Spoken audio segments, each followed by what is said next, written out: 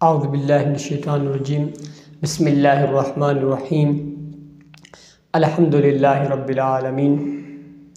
تمام تعریف رب العزت کے لیے جس جہانوں کا پالنے والا ہے۔ آج میں نے آپ سب کے سامنے بات کرنی ہے وہ مسئلہ فلسطین ہے۔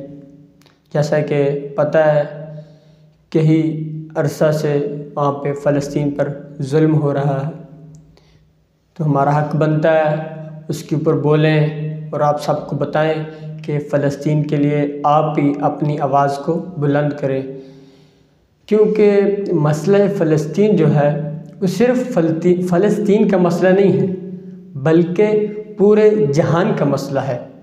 کیونکہ فلسطین وہاں پہ جو قبلہ اول ہے ہمارا سب مسلمانوں کا ہے، قبلہ اول ہے، اس کے لیے ہم سب کو مل جل کر آواز اٹھانی ہوگی، چاہے وہ سنی ہو، شیعہ ہو، دیوبندی ہو، وہابی ہو، بس مسلمان ہونا ضروری ہے۔ جو مسلمان ہے اس کا حق بنتا ہے کہ وہ فلسطین کے لیے اپنی آواز کو بلند کرے۔ جو وہاں پہ ظلم ہو رہا ہے ظلم کے خلاف بولے، جیسا کہ مولا علی کا قول ہے کہ ہمیشہ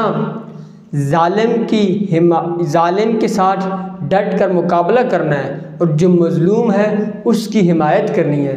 ابھی ہم سب کا حق بنتا ہے فلسطین والے جو وہاں پہ مظلوم ہیں ان کی حمایت کریں، جو ان کے اوپر ظلم کر رہے ہیں ان کے خلاف اپنی آواز اٹھائیں۔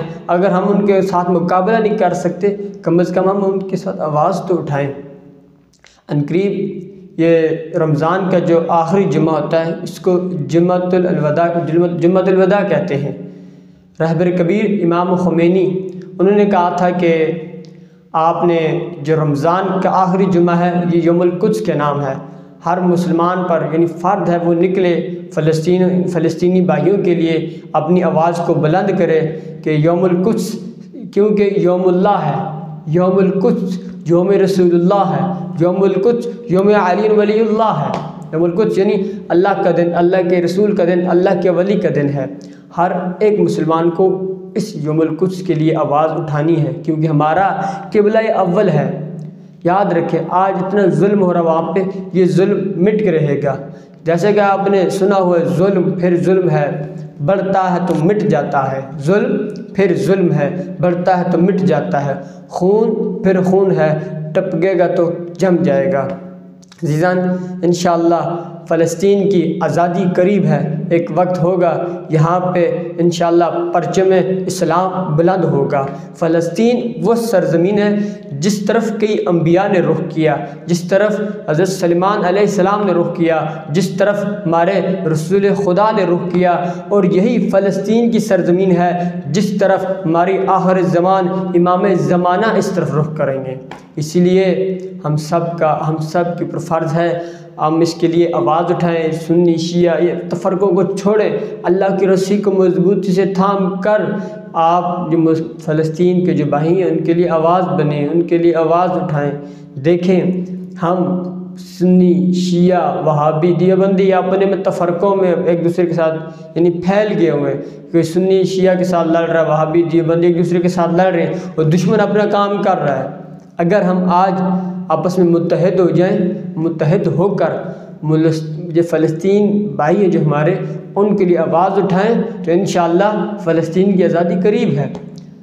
ہمیشہ دشمن نے اسی سے فائدہ اٹھایا ہے۔ جب ہم آپس میں اتحاد نہیں ہوتا نا تو اسی لیے دوسرا کو ظلم کر لیتا ہے، ظلم کرتا ہے۔